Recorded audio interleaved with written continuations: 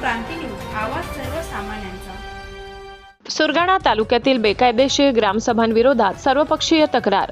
दिनांक 21 फेब्रुवारी रोजी तालुक्यातील विविध ग्रामपंचायतीमध्ये घेण्यात आलेल्या ग्रामसभांबाबत नियमभंग झाल्याचा आरोप करत सर्वपक्षीय पदाधिकारी, सरपंच व ग्रामस्थांनी जिल्हा प्रशासनाकडे लेखी तक्रार दाखल केली।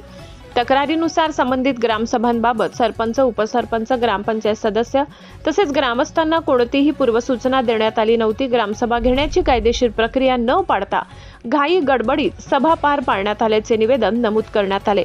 तसेच एका राजकीय पक्षाच्या निवेदनाच्या आधारे दबाव टाकून पंचायत समितीच्या गटविकास अधिकाऱ्यांकडून कोणताही शासन आदेश किंवा लेखी निर्देश नसताना ग्रामसेवकांना ग्रामसभा घेण्यास भाग पाडण्यात आल्याचा आरोप करण्यात आलाय।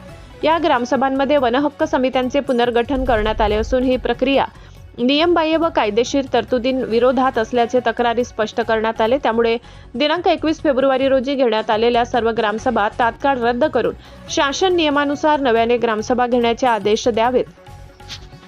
तसेच संपूर्ण प्रकरणाची सखोल चौकशी करून संबंधित जबाबदार अधिकाऱ्यांवर योग्य ती कारवाई करावी अशी मागणी करण्यात आली। सदर मागणीचे निवेदन जिल्हा परिषद नाशिक येथे मुख्य कार्यकारी अधिकारी ओमकार पवार, मुख्य कार्यकारी अधिकारी सौ फडोळ मॅडम यांच्याकडे सादर करण्यात आली।